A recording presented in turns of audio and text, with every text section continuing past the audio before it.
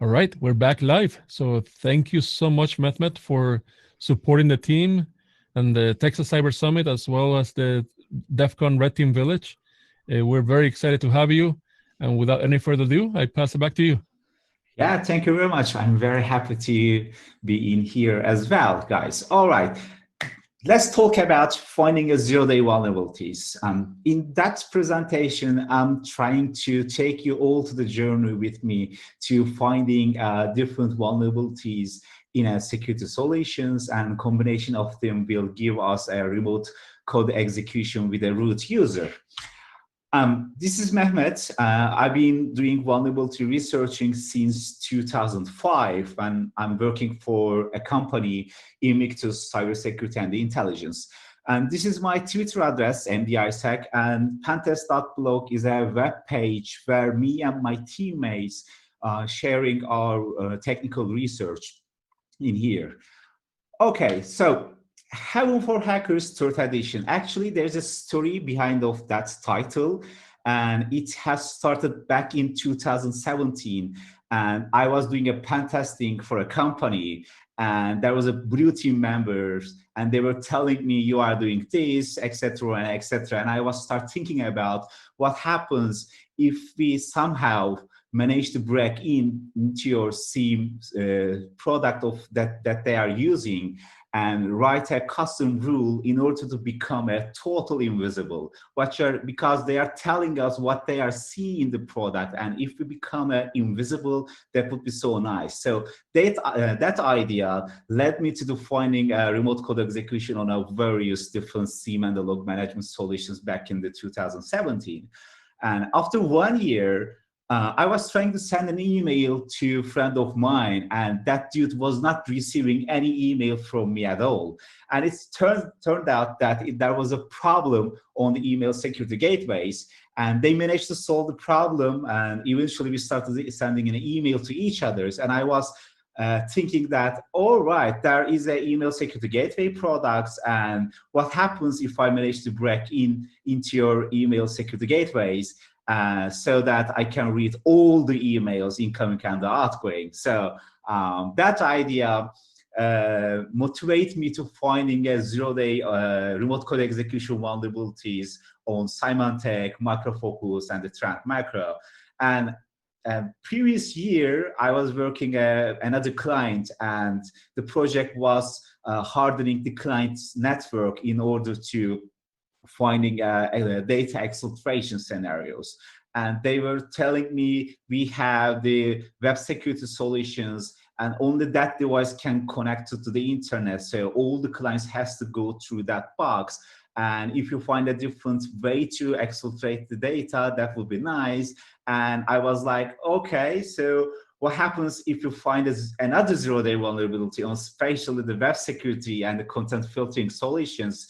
So when the attacker managed to execute a code on the client network for the data exfiltration and the CT communication phase, they can exploit the content filtering solutions. So this is today's topic. We are going to talk about the zero-day vulnerabilities that I found on a very, very interesting product. And I have a case study for you. There is a product from the Trend Macro, Interscan Web Security Virtual Appliance, and I have done the vulnerability research on specifically that solutions, and we are going to see what kind of vulnerabilities that I managed to find, and using all of those vulnerabilities together, we are going to see some sort of code executions in the end. But before diving into the case study, I would like to a little bit talk about what is the content filtering in order to make it crystal clear to everyone. As you can see in the picture, there is a computers on the left, which represents a client's network of the company. And those devices don't have a direct internet access. They have to go to the proxy service first, and that proxy service goes to the internet so that the organization can do some sort of analysis and the rules on the client's network. So content filtering is happening in here right now. We can imagine that the content filtering solutions, they are kind of spatially implemented proxy service, and that term is given to do controlling the type of web content that employees, guests, customers can access while they are connected to the business wired or wireless network, so that the business may want to apply control over the type of a content that can be accessed to stop employees by restricting, accesses to a certain type of web pages. And on top of that, also the content filtering is a quite a good place to ensure malicious web pages cannot be accessed, such as those used for phishing, malicious, distributing malware, etc., etc. So we are targeting that kind of products in this presentation. So at the beginning, I have a two main motivation, like targeting web filter solutions. Why we are doing this? And first and foremost, obviously, all the clients network are going to the internet through that solutions. That means if we manage to break in, we're gonna see the whole clients network internet traffic of the organization. And second motivation is, as I told you before, clients' computer don't have a network access to the internet. They must go through the web filter. So we need to find a better way to CT communication in the red teaming scenarios. And I believe web filter solutions is a quite secure and stealth way to make a CT communication. Of course, there is a lot of different approach, like a DNS beaconing, etc., etc. But I believe that is a very secure and stealth way. So, all right, that is the brief introduction to the idea and the main motivation. And this is the methodology that I usually follow for my vulnerability research projects. And there is a 7 steps. And we're gonna see every single step in details throughout the case study. And first and foremost, we have to find a way to get a free trial of the product that we're going to do vulnerability research on it, because you have to, break into your operating system level, and you need to find all the source code, and etc., etc. And you have to test your vulnerabilities, and eventually you're gonna implement the exploits for the vulnerabilities you found. So you have to find a way to get a free trial, and it's not quite easy, guys. Always, it's not quite easy. It's sometimes, and most of the times, it requires to have a lot of meeting with the sales team. And if you find the free trial of the product, I strongly suggest you to start by reading the documentation, because there is administrative documentation of this type of solutions, and there's a huge technical information about the product itself. So after that, we are going to find a way to have a root SSH access to the box, because we are going to do the vulnerability research, and most of the case there is operating level hardening, and we need to get rid of all of those hardening stuff. And after that, you are in a situation where you manage to install the software, the solution, you read the documentation, and you manage to overcome the operating level system hardening. And that is the moment that you need to start using product itself like a regular user, because you have to understand all the features, because those information will come so handy when you need to define a possible attack vector. So after that, we are going to talk about the enumeration and the configuration step. And the most important phase is the defining possible attack vectors, because you got all the information you need. And it is a time to building attack scenarios, and then find a vulnerability as a final step. We are going to see every single step throughout our case. And in that case, the Trend Macro Intersecam Web Security Virtual Appliance 6.5 version. You can download it from the vendor web page. So getting a free trial was quite easy, specifically in that case. If you go to the Google and looking for the administrative documentation is an important keyword in here for the Google search, you can directly find the administrator file, which is usually like 300 pages. I strongly suggest you to read administrative documentation, because you're going to see very, very helpful information about the product. As you can see in here, administrative documentations tells us there is a different modes of the product. It can be transparent breach mode, it can be transparent breach mode with high availability, forward proxy, reverse proxy, ICAP, WCCP, etc., etc. So, and that product can be installed very different modes. And on the right side, you are seeing the forward proxy mode, which tells you, that product can participate in a proxy chains, forward all the traffic to the upstream proxy servers, and you will be seeing lots of graphics on the administrative documentation, which will help you to understand about the product itself. So we are reading the funny manual as well. And we, of course, for the third step, after reading the documentation, you need to install the solution into your virtualization and the visualization system. During the installation, there was an admin user and the password has been set during the installation, and the product gives you an opportunity to do SSH connection to the box with the administrator user. But the problem is there was a restricted shell on the SSH. There is a very, very limited tools that you can use in the SSH interface of the product, and we need to find a way to have a directly SSH connection with the root user, because we are going to do remote debugging. We want to try to find out all the source codes, and we're going to do further analysis, etc., etc. So there's a little bit a step before starting to do vulnerability research. In that case, it was like a quite easy, because the product was distributed by the vendor as an ISO file, so you can directly install it into your VMware or VirtualBox. And when you finish the installation, the idea is you can detach the VM DK disk from the virtual machine that you just installed, and then you can attach it to the different Linux machine. And then you're gonna mount new disk, and you are going to find a grab file, because there was a password protection on the grab file, and I want to get rid of that protection as well. And you just need to remove the password protection line on the grab file. And after that, in order to get rid of the restricted shell thing, you can go to the sht config file and you can enable remote root login. And if you do that, you need to go to the etc pathfeeder file and add beambash for the root user, which will give us a direct SSH connection with the root user without having any restricted shell at all. And we have to undo every single thing that we have done so far. So that means you need to unmount the disk, detach the VM DK file, and attach it back to the original VM and reboot the machine, actually. And in that case, you are going to have the direct root SSH connection to the box.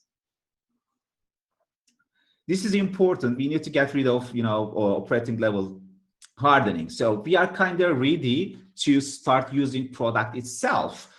In that case, I choose the reverse proxy mode, but I believe all the vulnerabilities that we have found exist no matter what is the installation mode at all.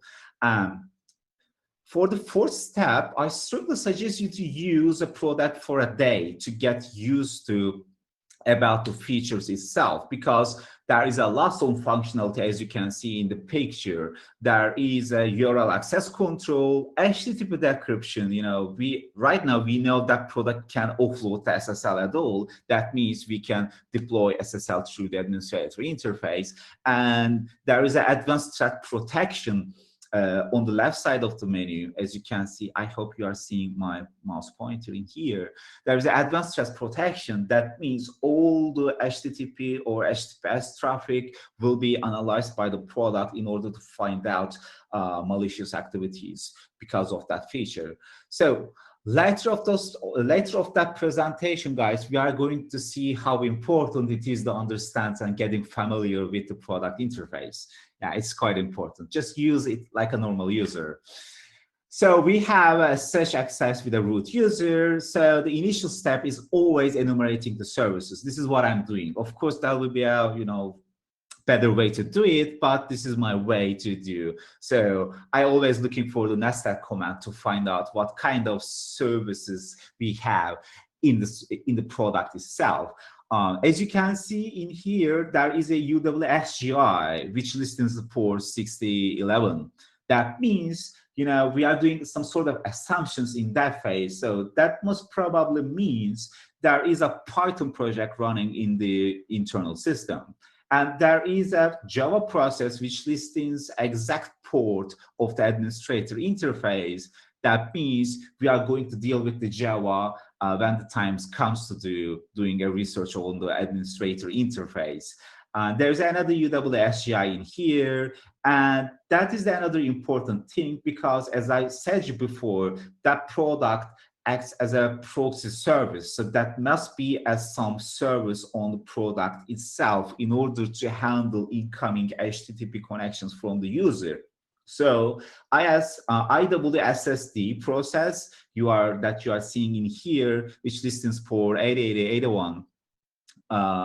This is responsible for all the incoming connection from the client's network. So this is the majority part of the product itself, because that is the one who is communicating with the clients. All right, so those are the services that we have in the product, but we need to find which of those services are allowed to communicate with the different computers in the network, because in the end we need to exploit at least one of those services. So what I'm doing to find out that information, I usually run an mmap scan from my main host to the product IP address, or you can just use the IP tables --list command to find out, you know, the IP tables rules. So according to that rule, you know, most of the internal services has been forbidden, you know, to network traffic from the outside of the machine. You guys are remembering, you know, the IWSGI service, you know. If you keep doing enumeration, we are seeing very interesting information in here. As you can see in here, there is a supervisor D which is responsible for starting the Solar service. So right now we know there is Apache Solar and lots of Python services in the box. So what is Apache Solar? It is an open source enterprise search platform written in Java. Its a major feature include the full text search, highlighting the time indexing, dynamic clustering, etc., etc. So that means that Python project that we are seeing in here is responsible reading and writing the log file into the Apache Solar service. So most probably, whenever the request comes to the proxy service from the client's network, that proxy service is sending some sort of signals to the Python project that we have seen in here. It's something like a, you know, internal microservice. So that Python project is taking the information and writing it into the Apache Solar service. So whenever the administrator user try to query something through the administrator interface, that request will be coming to the Python project as well, because the naming convention in here says the dashboard parse, mains, stats parse, summary parse. You know, there's a lot of log parsing and writing to this Apache Solar service, and whenever it needs to be the access by the administrator interface, and that Python project is taking the responsibility again. So it is quite important to know there is an Apache Solar service within the box, but unfortunately, due to the IP tables rule that we have in here, we're not going to be able to directly communicate with Apache Solar at the beginning, but later of the presentation, we will find a way to do it. So, all right, let's talk about the IWSSD process. If you grab it from the process tree, you are seeing the full path of the binary. And if you look for the file type, it is a symbolic link to the IWSS process, which is SUID LFI binary. And there is a 61 module in that binary. So it's a very huge binary, and we can, of course, target that process target that process, but it will be requiring lots of reverse engineering. So of course we are going to do that at some point, but one of the most important attack surface, as you can imagine, it is a proxy service itself.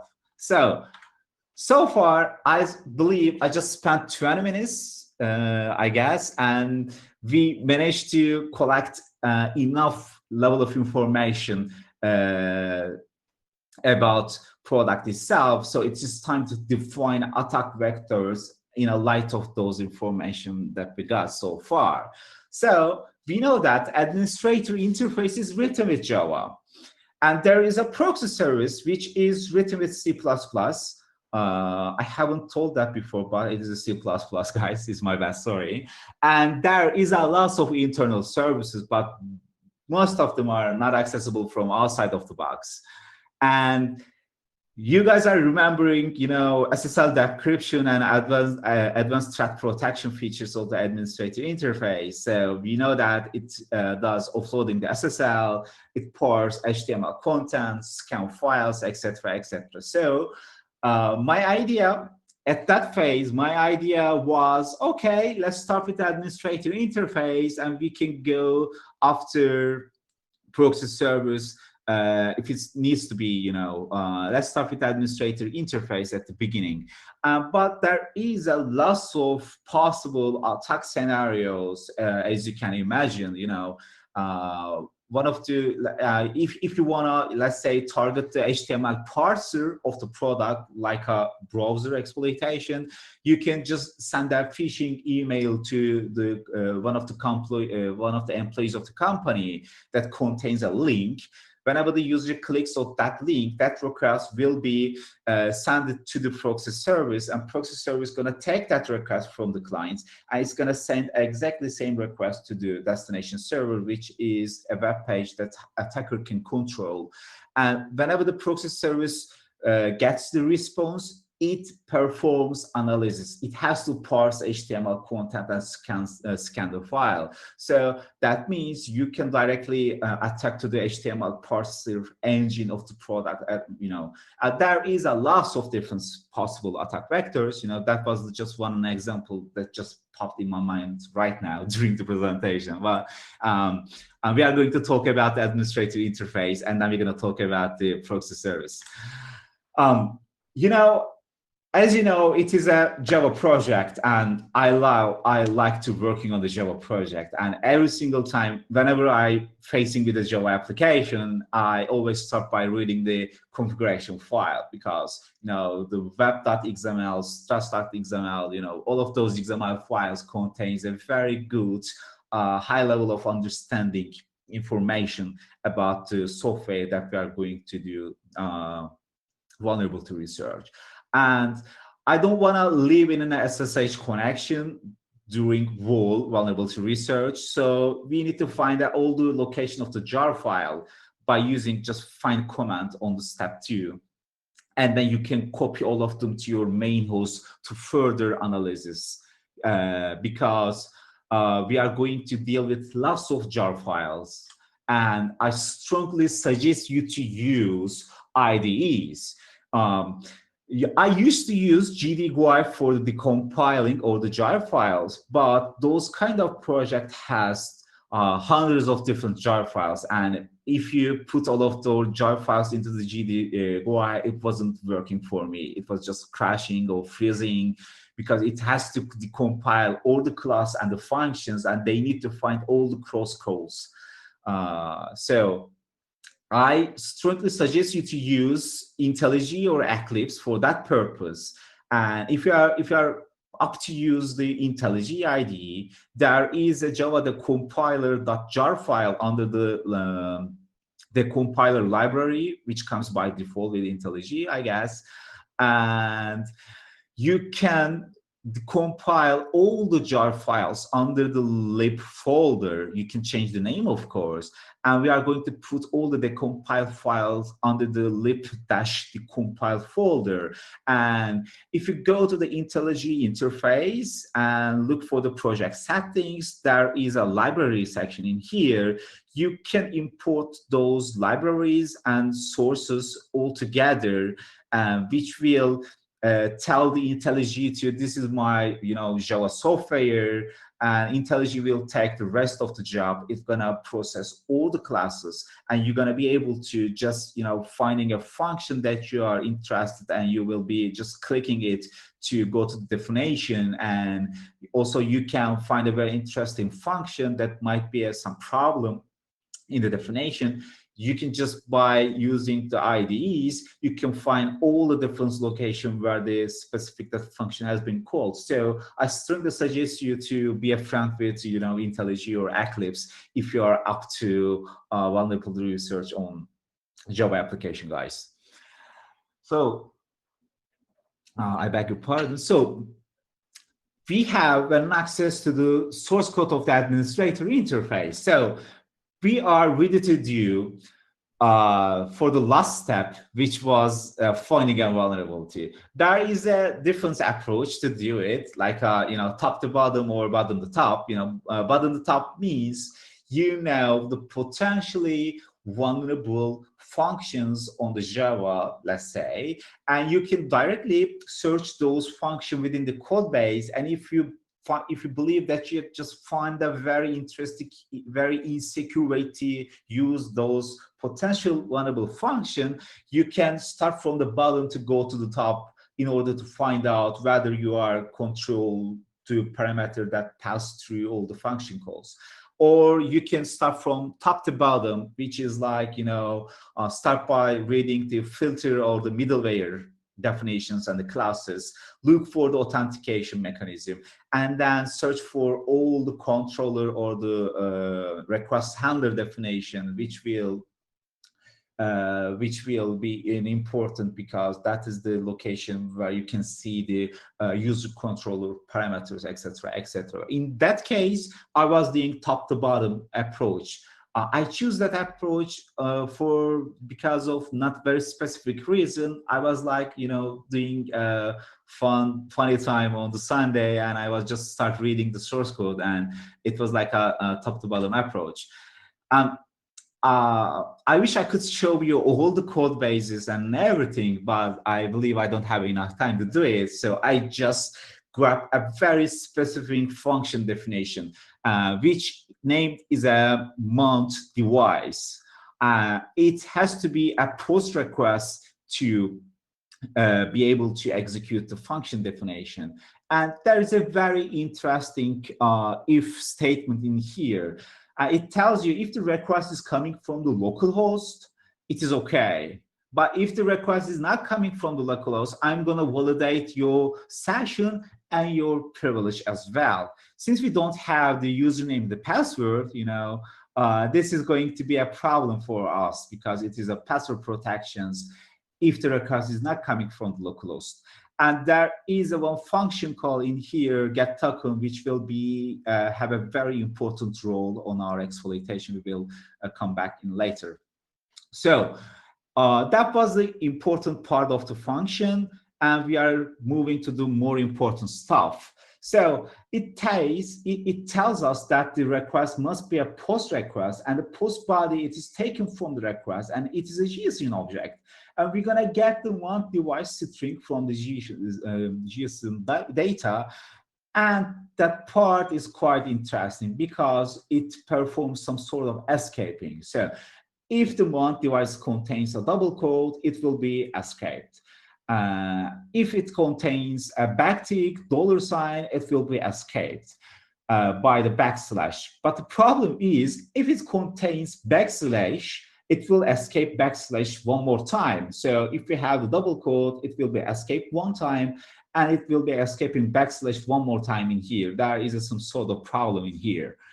And after that, there is a function call, which is a isValid mount device, and it takes our parameter that we can control. And if we manage to pass that if statement, we are going to see exe UI helper CMD, which is tend to execute operating system command with a parameter that we are control. So we need to skip that if statement. It has to be returned true. So let's have a look at that one. Is valid mount device. It is just like a very weak blacklisting. It tells you it cannot be contained bash, binsh, python / perl, python, etc., etc. It validates, it performs some sort of blacklisting on that ones. But the problem is it has the white space at the beginning of the Perl and the Python command in here. So it's a very weak blacklisting. We can bypass that without having any problem. So we have to keep that in our minds if we manage to find a vulnerability. So, all right, we can pass that part and we can reach in here. So it is time to read the exe UI helper CMD. And exe UI helper CMD, it is going to execute UI helper binary with a sub CMD, which is a command that we can control. So what is UI helper? It is located in here, and it has a root privilege, and there is a SUID bit. So all the commands will be executed with a root user. So if you find a way to execute our command, that command will be executed with the root privileges, which is something very, very important for us. And finally, that function calls execmd, which is basically calls runtime.getRuntime.exec. So obviously we have command injection vulnerability in here. So when we believe that we have the vulnerability in here, and we need to do the proof of concept. Thanks to the reading of fundamental and the product feature steps of the methodology, we know where is which administrator interface, which many of them it is going to execute that specific endpoint. Of course, you can build it from scratch, but this is more easier for me. And as you can see, that is the post request, and there is a mount device, and we can inject our command in here because the $, will be used for the execution, and the $ escape one time, and the backslash escape one more time, which means there is no escaping at all. That backslash escaping did another one, and there is nothing related with the $, which will helping us to inject our command. So basically, we are executing sleep command with a 15 seconds with the administrator with a root privilege. So let's talk about the exploitation of that vulnerability as well. I'm one of the Metasploit contributors, and I usually using the Python dropper for the exploitation when I especially exploiting the Linux machines.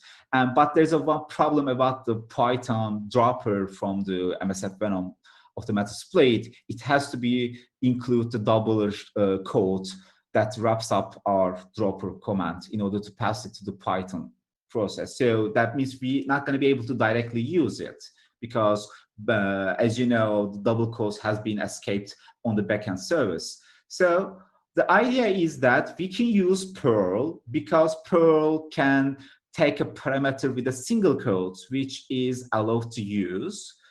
And basically, the idea is simple. I want to execute Python dropper, but I'm gonna put that Python command into the Perl command. So basically, during the exploitation, we are going to execute Perl, which is going to execute first step of the Python dropper.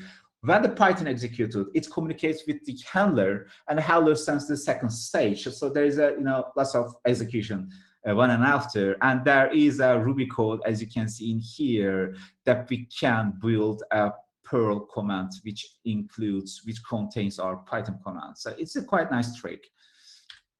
So I reported that vulnerabilities to the ZDI, and of course, ZDI told me that the authentication is required to exploit that vulnerability, but we are going to see that the exploitation can be bypassed, guys. So we have to bypass authentication. Those are the initial ideas. We can find a stored cross-site scripting vulnerability because we can force the authenticated user to send HTTP request to the mount device endpoint where we have the command injection.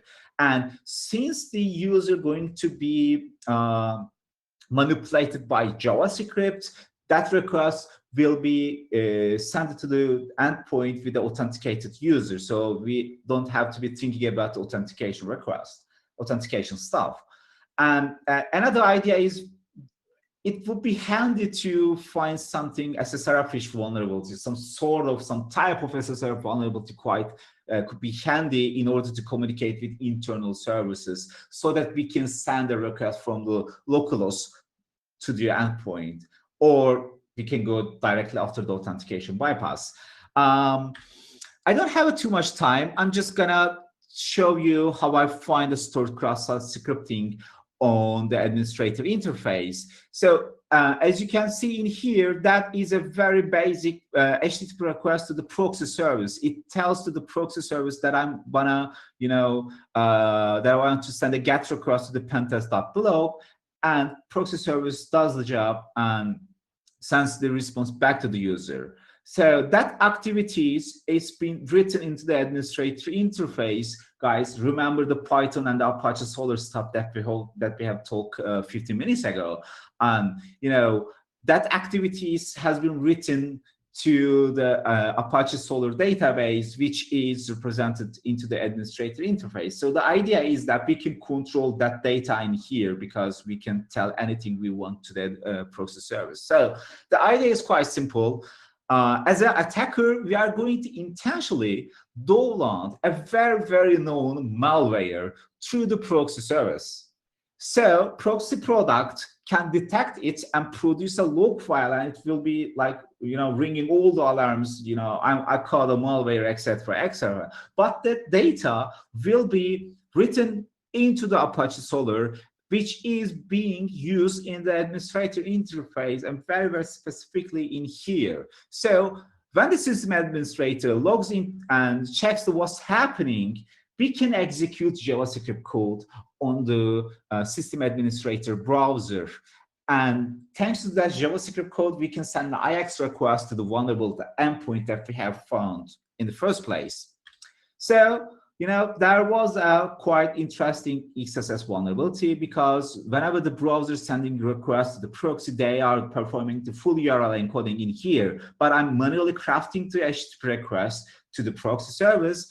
That means there will be a no encoding, and that data is not being encoded on the administrator interface. Basically, we have a cross-site scripting, spatially stored cross-site scripting vulnerability in here. So instead of popping up alert box, we can just call IX request to the endpoint that we have the command injection. So I reported that vulnerability to the ZDI as well. And as you can see in the vulnerability description, attacker can leverage this in a conjunction with other vulnerabilities to execute code in the context of the root user.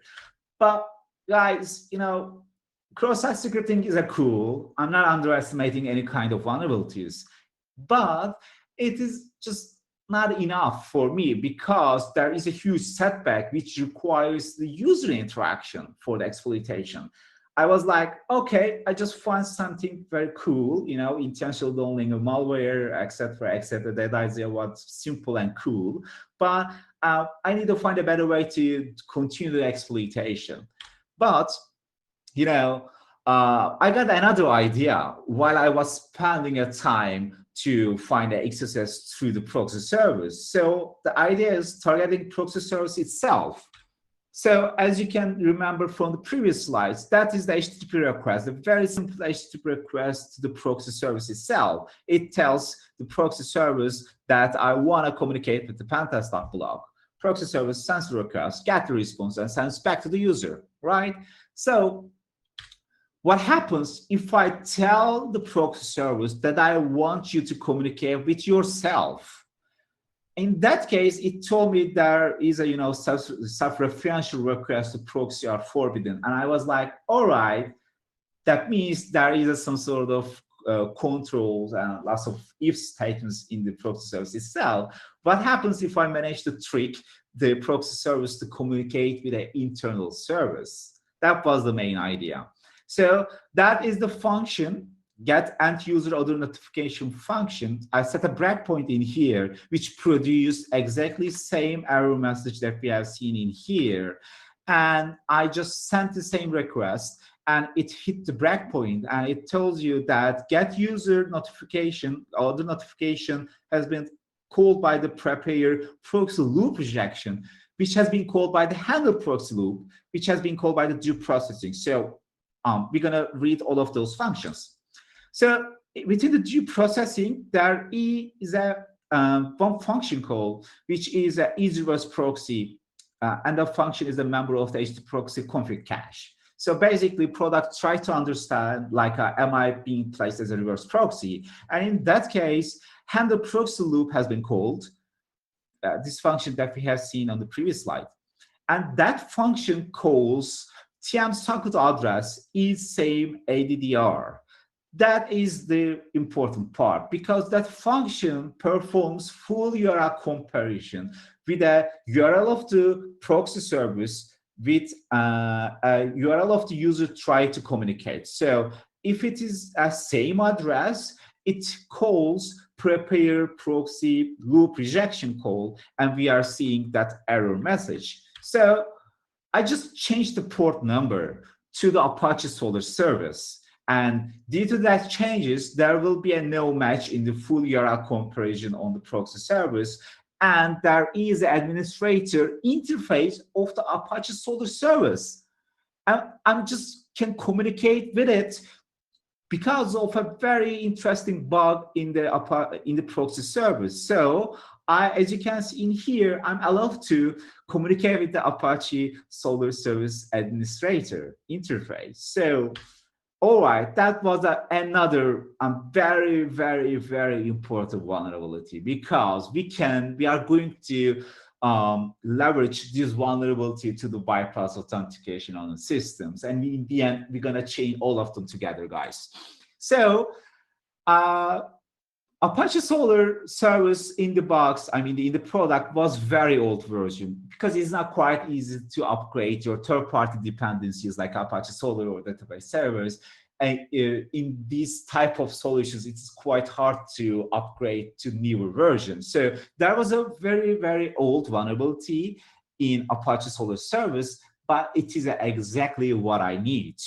It is an arbitrary file read vulnerability. So that is the name of the collection, and there is a replication endpoint, and the command has to be file content, and you can traverse back to the root folder, and then you can call whatever you want, and that will give you to reading any content of the file. So at the beginning, there was no way to communicate with the Apache Solr service, but we find a very interesting bug. And by exploiting that bug, we are going to read anything we want. So far, so good. I want you to remind the get token function. You know, it was like a way behind of our presentation. Guys, all right. Do you remember that get token function? It is going to help us what we are going to achieve in here, because because that function takes cookies from the HTTP request and it returns the value. But the problem is it's print out the value and the name of the cookies. But the Java application is running by the Tomcat process. So those standard outputs data will be written into the log file, which is a Catalina.out file. So due to that little function, all of those valid session IDs written into the log file, and we have arbitrary file read vulnerability. So what we are going to do that, we're going to exploit two vulnerabilities together in order to get the content of the Catalina.out file, which contains the valid session IDs.